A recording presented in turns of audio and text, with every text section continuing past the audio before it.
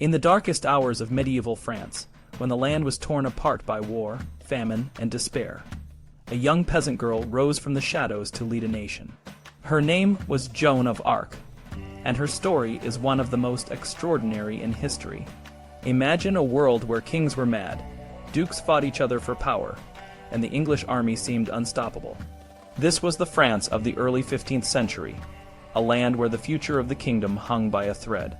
But in the midst of this chaos, a 17-year-old girl would change everything.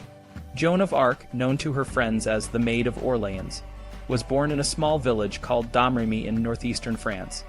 Her family were simple farmers, and Joan grew up tending to the fields and livestock. She was a pious girl, spending much of her time in prayer and attending Mass. But her life was about to take a turn that no one could have predicted. One day, Joan began to hear voices. These were not the voices of demons or evil spirits, but of saints. She claimed that Saint Michael, Saint Catherine, and Saint Margaret spoke to her, urging her to save France from the English invaders and to see the Dauphin, Charles, crowned as the rightful king. At first, Joan was hesitant. She was just a simple peasant girl, and the idea of leading an army seemed absurd. But the voices persisted, and Joan became convinced that it was her divine mission. With the support of her family, Joan made her way to the nearest town, Vaucouleurs, where she sought an audience with the local military commander, Robert de Baudricourt. Initially, he dismissed her, thinking she was a madwoman, but Joan was determined. She returned again and again, and her persistence eventually paid off. De Baudricourt was convinced by her unwavering faith, and decided to send her to the Dauphin. The journey to the Dauphin's court in Chinon was dangerous. France was in the midst of a civil war, with the Burgundians and the Armagnacs, supporters of the Dauphin, fighting each other, and the English occupying much of the northern territory. Joan traveled in disguise, accompanied by a small group of loyal men. When she finally arrived at Chinon, she was granted an audience with Charles. The Dauphin was skeptical at first, but Joan's determination and her ability to answer questions about him, that only he would know, convinced him that she was sent by God. Joan was given a suit of armor and a sword, and she was placed at the head of an army. Her first major task was to lift the siege of Orléans, a city that had been under English attack for months. The situation was dire. Orléans was a crucial strategic point, and if it fell, the English would have a clear path to the heart of France.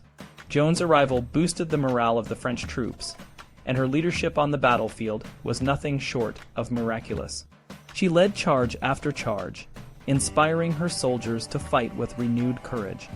After a series of intense battles, the English were forced to retreat, and Orléans was saved. The victory at Orléans was a turning point in the war. Joan's reputation as a leader and a saintly figure grew rapidly. She was seen as a symbol of hope and national unity, and people began to believe that France could be saved. The Dauphin, now more confident, decided to march to Reims, the traditional site of French coronations, to be crowned king. Joan led the way, and her army faced numerous challenges, including battles and sieges. But with Joan's guidance, they overcame every obstacle. On July 17, 1429, Charles VII was crowned King of France in the Cathedral of Reims. Joan's mission was far from over. She continued to fight for France, leading campaigns and inspiring her troops. However, her success made her many enemies, both among the English and the French nobility. Some were jealous of her influence, while others were skeptical of her divine visions. In May 1430, while leading a charge to defend the city of Compiègne, Joan was captured by the Burgundians. She was sold to the English, who saw her as a threat to their claims on the French throne. Joan was put on trial for heresy and witchcraft. The trial was a farce, with the English and their French collaborators determined to see her condemned. Despite her bravery and the lack of evidence against her, Joan was found guilty and sentenced to death. On May 30, 1431, at the age of 19, Joan of Arc was burned at the stake in the market square of Rouen. Her last words were a prayer to Jesus. Joan's death did not break the spirit of the French. In fact, it only strengthened their resolve. Her story spread throughout the country, and she became a martyr and a symbol of French resistance. The war continued, but the tide had turned. The French, now united under Charles VII, began to push the English back. By 1453, the English had been driven out of France, and the 100 Years' War was over. Joan of Arc's legacy lived on long after her death. She was posthumously exonerated and declared a martyr by the Church in 1456. In 1920, she was canonized as a saint.